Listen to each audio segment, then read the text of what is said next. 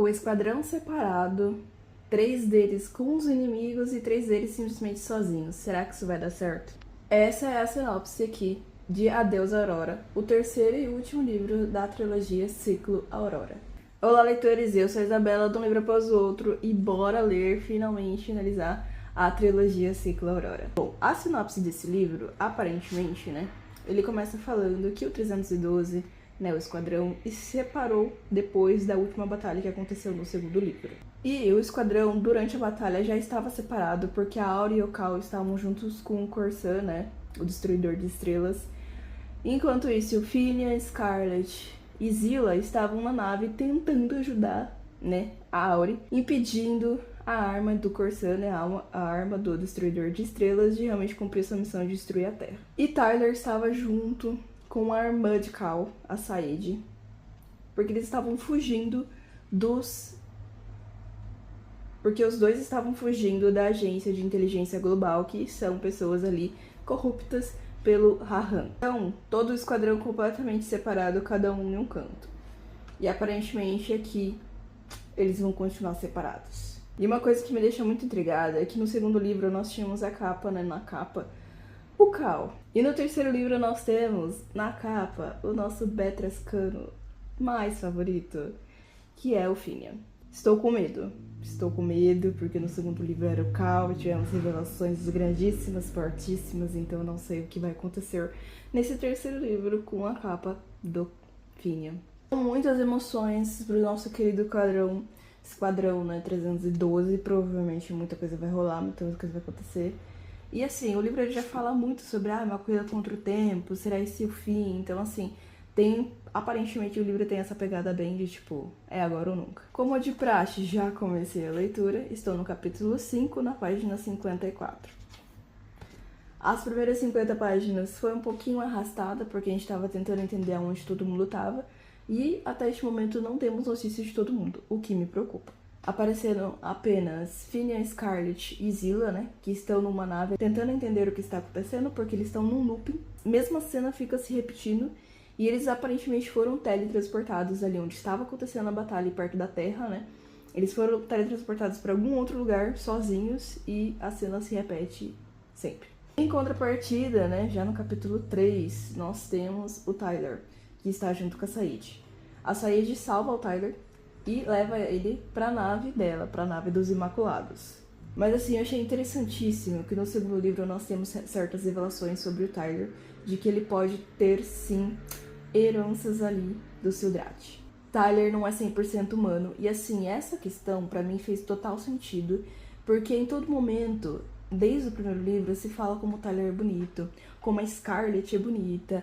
Então assim, durante todos os livros, desde o primeiro livro, sempre citam certas características dos gêmeos que são muito assimiladas com os Sildraths. Então eu não fiquei assim completamente surpresa, porque o autor já estava dando indícios, já estava ali te avisando que alguma coisa tinha no meio dessa história. Então assim, eu acho que a Sayid, ela já tinha um pequeno interesse no Tyler. Só que por conta de toda essa guerra entre Sildraths e Terráqueos, ela tinha essa coisa meio tipo, ele é só um humano nojento. Mas quando as engrenagens começam a funcionar de que provavelmente a mãe dele era uma Sildrath, eu acho que isso faz com que aproxime os dois, faz com que abra uma pequena portinha no coração dela. Muito engraçado ver isso se desenvolvendo, porque tipo, ela é completamente bruta, completamente rude, completamente oposto de Cal, de tipo, guerra, sangue. E é aí onde paramos. Tyler na nave Sildrath, com Sayid, tentando entender o que tá acontecendo. Aparentemente toda a galáxia tá em guerra, espécies ali em guerra, uma contra a outra, o caos instalado em toda a galáxia. E pra ajudar, Corsan, com Cal e Auri, né, toda a arma ali destruidora, né, de estrelas, desaparecida. Ninguém sabe onde tá. Meus queridos, 50 páginas de tensão, muita tensão. E risada entre Sayid e Tyler, que foi o ápice, esses dois. Já deu pra perceber que esse livro aqui vai ser tenso. Tenso, eletrizante, cheio de coisa, como se os outros já tivessem sido, né? Então, assim, estou com medo. Eu já percebi que os autores não têm dó, entendeu? Não tem dó de matar personagem, não tem dó de fazer eles sofrerem. Então, assim, eu tô com medo, porque eu tenho. Mas eu tô animada pra ver todo o romance entre Sayid e Tyler se desenvolvendo, que eu acho que já teve um bom começo. É um slow burn gigantesco, mas que precisa ser porque eles são de espécies completamente diferentes, espécies que estão em guerra. Então, assim, o oposto completamente de Cal e Auri. Ponto positivo. E provavelmente nesse livro aqui vamos ver mais personagens se desenvolvendo, né? Assim como foi o segundo livro. Então, só coisa boa e bora lá.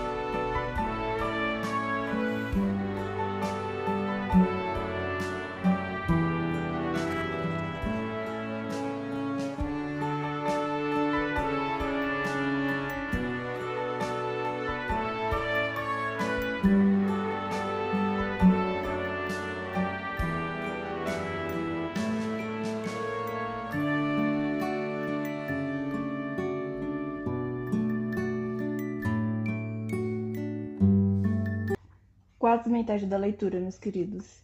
Já estou na página 179, capítulo 17. E, meu Deus, tá uma misturança a história. Primeiro aqui, cada um, né, dos grupos, Cal e Auri, Tyler sozinho, e os três mosqueteiros, a Zilla, Finian e Scarlet, eles, né, os três grupos, estão em ambientes diferentes. Assim, é muito legal porque traz muita emoção pra história, né, que eles estão em lugares diferentes. Porém, é muita informação. Como eu tinha dito pra vocês, né? Os três mosqueteiros, Zilla, Finian e Scarlet, eles estão atrás do tempo. Eles voltaram num tempo, eles estão num loop infinito em que eles ficam revivendo a mesma coisa várias vezes. Aparentemente, nesse espaço de tempo é pra eles descobrirem alguma coisa, fazer alguma coisa que eles estão tentando, né? Estão trabalhando. E atualmente, tipo, eles já fizeram a mesma coisa quase 100 vezes. Eles já morreram quase 100 vezes, de tanto que eles ficam repetindo a mesma coisa e tentando avançar de pouquinho em pouquinho cada vez. Então, assim, os coitados estão morrendo e voltando para viver a mesma coisa no mesmo lugar, e é um loop infinito que eles não conseguem ultrapassar porque aparentemente tem algo para eles fazerem ali, e eles ficam tentando avançar um pouquinho em pouquinho, literalmente. Essa parte não é muito detalhada, então não fica tão cansativa, mas assim, eu tô com dó deles porque eles estão vivendo a mesma coisa tantas vezes. Já a Aurora, Cal, né, e também o pai do Cal, né, o Corsan, eles foram à frente do tempo, mas eles demoram muito tempo pra descobrir que eles realmente estão ali há quase 3 décadas à frente da batalha que aconteceu no último livro. Eles realmente não sabem como isso aconteceu, não sabem por que a arma levou eles pra lá, mas eles encontram quem? O Tyler. E o Tyler entrega a maravilhosa notícia de que Raham conseguiu conquistar praticamente quase toda a galáxia, destruiu vários e vários planetas, consumiu ali vários lugares, e que todo o Esquadrão 312 não existe mais. Só que assim, os poucos detalhes que ele deu pra Aurora, parece que na verdade ele não sabe pra onde Scarlet, né, os três mosqueteiros ali, foram, e que a Aurora e Cal desapareceram. Então assim, talvez eles estejam em algum lugar. Como eu tinha dito pra vocês, né, os três mosqueteiros, na verdade, eles voltaram no tempo. Eles estão há 2 séculos atrás. E a Aurora foi pra frente. Então, assim, o Tyler ficou sozinho na atualidade. E assim, é muito bizarro, porque ao mesmo tempo que os capítulos do Cal e da Aurora demonstram eles, né, quase 3 décadas à frente, o capítulo do Tyler, ele está no presente. Então, assim, buga a cabeça, gente. Dá uma bugada pra você tentar se localizar ali, que um tá pra trás, outro tá pra frente, outro tá no atual, sozinho se lascando. Então, assim, tá bagunçado, tá cada um num lugar, mas a história tá frenética, tá emocionante, porque como o Tyler do futuro, né, de 3 décadas depois, já disse mais ou menos poucas coisas ali que aconteceram, tal, que, enfim, dominou tudo. Eu tô ansiosa aqui porque eu acho que eles vão conseguir voltar no tempo. Não sei se exatamente ali na batalha, né, que terminou o segundo livro, mas assim, eu acredito que talvez eles consigam voltar no tempo pra tentar impedir alguma coisa. Então, me deixa ansiosa aí pros próximos capítulos, me deixa pensando nas possibilidades do que pode acontecer. E assim, Ciclo Aurora me conquistou por esse ritmo frenético, pelas coisas acontecendo tudo muito rápido, tudo muito eletrizante e emocionante, muito intenso. O primeiro livro pra mim definitivamente foi a leitura assim muito mais rápida do que os outros, porque eu acredito que os outros ele tem mais desenvolvimento dos personagens, então a parte um pouquinho mais chatinha. Mas eu tô ansiosa aí pro final do livro, tô achando ali que várias coisas vão acontecer. E é isso.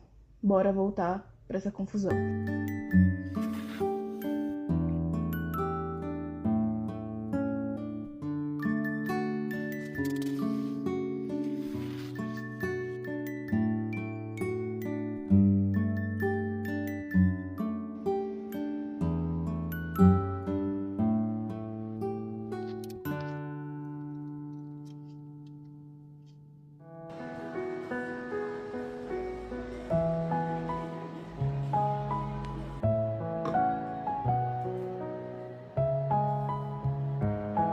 Essas últimas 150 páginas pro final do livro, eu empaquei. Eu acho que por ter, assim, todos os personagens, cada um num lugar, cada um num tempo, deixou a história um pouco chata, sabe? Porque, tipo, você tá acompanhando a Aurora no futuro, com o Tyler do futuro, toda aquela loucura. Aí no próximo capítulo você volta pro Tyler do presente. Isso bagunçou minha cabeça. Todos os capítulos, obviamente, terminam assim numa parte bem crucial da história, sabe? Em que provavelmente eles estão entrando em encrenca. Aí acabou o capítulo Tyler em encrenca. Próximo capítulo é de quem? Dos 3 que estão no passado. Zilla, Finian e Scarlet. Então, assim, tudo isso deixou a história assim um pouco cansativa, porque cada um tá num lugar diferente. Eu achei que ia ser, tipo, muito interessante, porque a história ia rodar bastante e tudo mais, e realmente roda. Só que, querendo ou não, os 3, né? Finian, Scarlet e Zilla, eles estão presos num looping. Então, assim, eles repetem toda vez a mesma coisa, a mesma sequência de coisas. Aí eles falam, não, vamos fazer tal coisa diferente. Eles não conseguem fazer, tem algum obstáculo. Demora muito tempo, praticamente aqui, que eles descobrem o que eles têm que fazer pra sair do looping. E mesmo assim, eles não conseguem fazer. Por mais que sejam 3 personagens, 3, né, tipo, grupos de pessoas em locais diferentes, a história não anda. E quando acaba o capítulo que você fala, nossa, agora sim, chega outro grupo dos personagens em outro local, em outra situação, e acontece a mesma coisa. Eles não saem do lugar. Então, assim, minha gente do céu, que canseira, viu? Que canseira. Eu tô já faz 2 semanas pra ler 150 páginas. Agora eu estou atualmente na página 306, no capítulo em que estamos acompanhando os 3 escoteiros tentar fazer, né, o negócio que eles descobriram. Não tá conseguindo por enquanto, né? Capítulo 32 e gente do céu. Sério, tá difícil. É também um pouco de mistura de dizer adeus aos personagens, obviamente, mas esse ritmo da leitura, de sempre quando acontece algo emocionante e vem outro capítulo com outro personagem, bagunça muito a cabeça e tá sendo difícil continuar essa leitura. Mas vamos lá, né? Porque eu quero saber o que vai acontecer.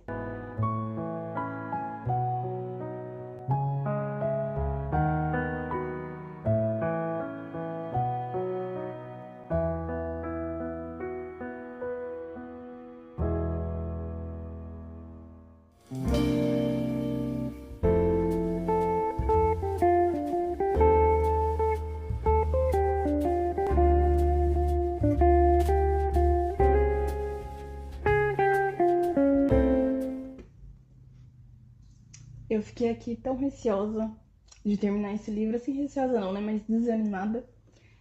E eu simplesmente terminei o livro com os olhos marejados. Durante todos os livros, né, tem toda essa pegada, assim, emocional, tem muita relação com o amor, a criação de uma família, né, igual eu falei desde o primeiro livro, né, que era um grupo de pessoas totalmente diferentes, completamente diferentes, e que eles provavelmente, né, se conectariam e formariam ali uma família. E sim, isso aconteceu, o Esquadrão 312 virou uma família. Uma família muito linda porque passaram por muitas coisas e fortaleceram ainda mais as suas conexões em todos os livros, sabe? É tipo incrível como a cada livro, a cada momento difícil, eles se aproximavam cada vez mais. E nesse livro não foi diferente. Apesar de ter tido esse ritmo em que cada um estava num lugar, num espaço de tempo diferente, e que as coisas estavam, parece que uma bagunça, porque a Aurora estava vivendo o futuro, Tyler estava vivendo o presente, que era completamente diferente do que a Aurora estava vivendo no futuro.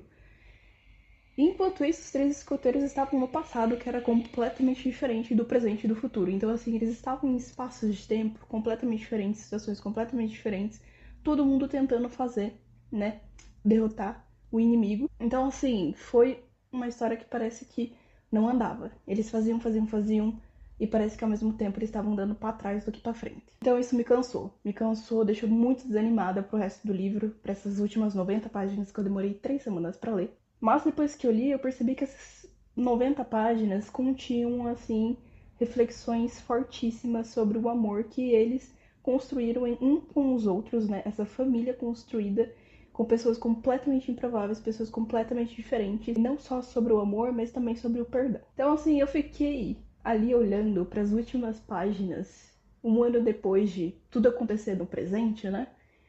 E eu fiquei incrédula como os autores conseguiram colocar tanto significado numa história completamente fantasiosa.